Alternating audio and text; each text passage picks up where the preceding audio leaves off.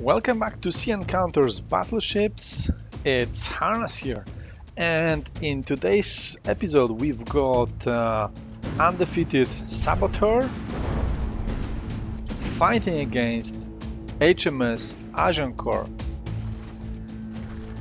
Okay, this is going to be a very tough battle, and I think especially tough for Agincourt, who have won quite a lot of battles because of the beauty vote, and that's nothing wrong. It's a very good strategy. However, Saboteur in this case it's very good with delivering a critical blow. So yeah, it's going to be quite difficult to, in my opinion, to survive the quite intense barrage. As you can see, the fire rate on Saboteur is really high. And just to survive that, and even if it survives this barrage, the vaulting after that is going to be tough because Saboteur was the second ship in the finals that received the highest number of votes. So basically, it's also a very difficult opponent in terms of beauty voting. So yeah, that's going to be quite a difficult match for Agincourt. But on the other hand, I think that Agincourt, because of its hollow point HE shells, it should be able to deliver quite a lot of punishment to the unarmored sections of Agincourt, of Saboteur. There are a lot of places like the bow, the stern, superstructure, where this protection is not really that great. It's not really a critical, of course, not really a critical kind of places on the ship, but definitely this is going to add extra points for Agincourt if those shells can land and do some extra damage. On the other hand, Saboteur's rounds are good for doing critical shots, however they don't do such a great general damage, so it means that it's great at killing, however stripping off HP is maybe not so optimal for doing that. Alright, so looks like I can see that maybe even like 50% of the guns on Agincourt have been disabled. That's not really a great sign. How about Saboteur? Yeah, looks like those guns are still alive. However, the front turret, the back turret, the superposition turret, it seems that it did receive some shots.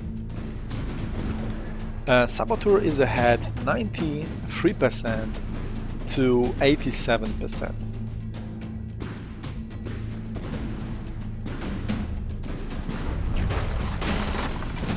Looks like it lost maybe 2 secondaries. That's for sure going to help. Yeah, as we can see, if the shots land in the superstructure area or the bow, it's going to do quite a lot of damage. Also, I think Agincourt, it's doing the best when it's kind of close. So if it's close to the enemy, I think it's optimal for those guns to actually land. I think on the larger distances, it sometimes tends to not be able to deliver a very accurate shots to the target. So those closer ranges, I think it does pretty well. It's well protected for being close. Doesn't have to be too much worried about the critical hit, and it can stretch out and fire away from those numerous guns. Yeah, maybe it's not that bad. I think that still maybe more than 50% of turrets are still remaining on Agincourt. And yeah, it's already 5 minutes into the match, and I think that Saboteur did not really gain any huge advantage over Agincourt. So Agincourt is still in the battle, very much in the battle, shooting from all of its remaining guns and delivering damage to its opponent. This damage might not be really critical. This is mainly hull, but as you can see, just one shot here and a large chunk of that armor have been eaten, because this is mostly wood.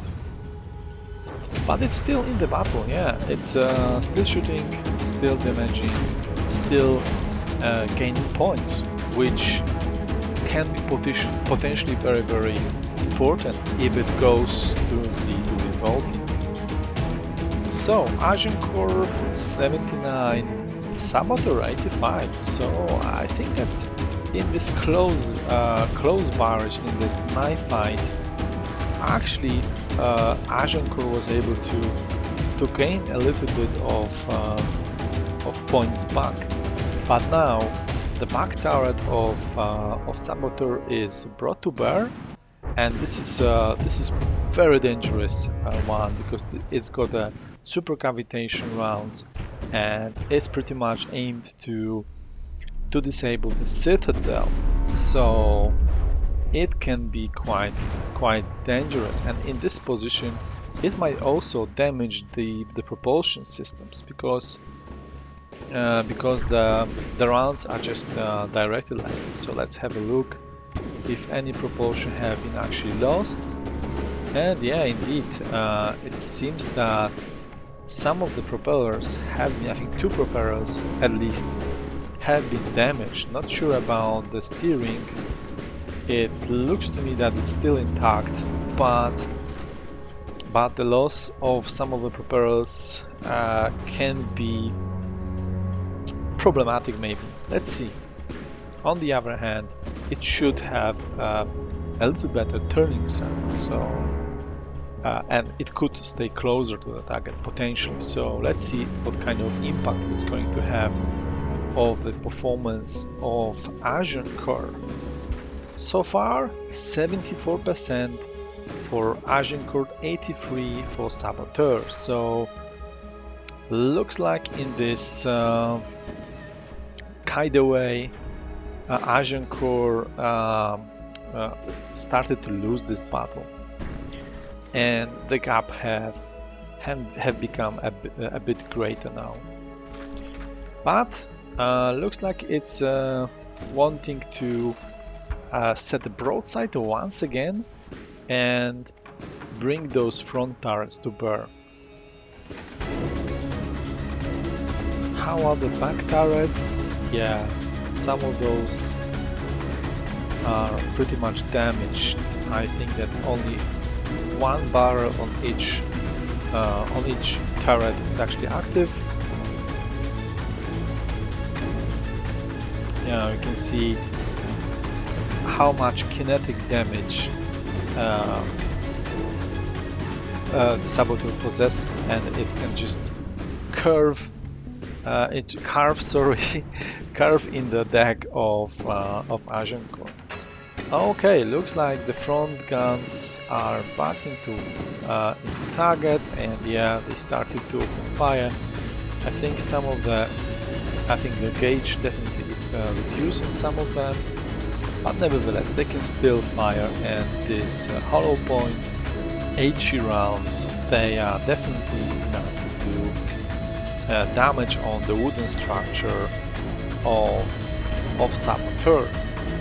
So yeah, actually, I think that Saboteur never looked that damaged in the entire turning. Prolonged barrage of Agincourt's shells have really taken a toll on the Saboteur.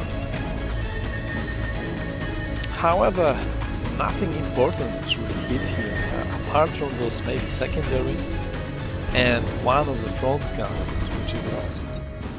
It's still able to shoot. So, and actually, one of those hidden guns is also disabled. So yeah, maybe not that bad.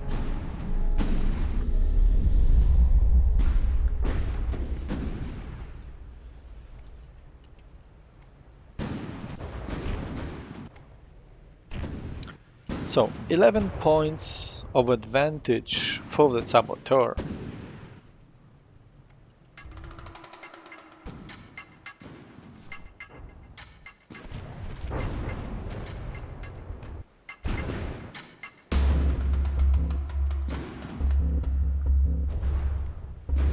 Yeah, on this short distance, those shots land pretty well and are able to do some additional damage. The soft bow, some of the softer sides, they can really take the damage.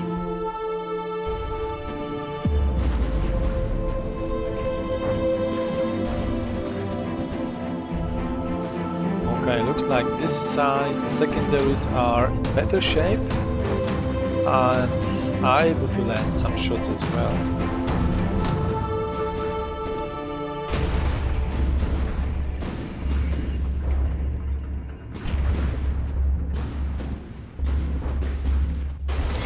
%69 for Agincourt and 79 for Saboteur. So it looks like this gap of 10% points is still being kept. So Saboteur does not really gain any advantage in this battle. It's just keeping what it had in the beginning. But yeah, I think that was one of the citadel compartments and the second one. And yeah, looks like Saboteur was able to deliver that final blow, and one citadel compartment just after another was hit with those sabot rounds and were detonated. So yeah, good hits from Saboteur. It was able to defeat the armor of one of the most well-protected ships in the tourney. So well done. I think that saving the need to having a beauty vote was a huge relief for Agincourt, because if you get a beauty voting with Agincourt, anything can happen, and I think most times it can win, even with Saboteur, who was a really nice and well designed ship. I think it still would fear Agincourt. So condolences to Naturchap, but we are going to see Agincourt once again in the secondary brackets, and huge congrats, of course, to Aniko. It's going to meet a winner of the secondary brackets, and if all goes well for this great design, it's going to be a champion. So thank you very much for watching, and see you in the next episode.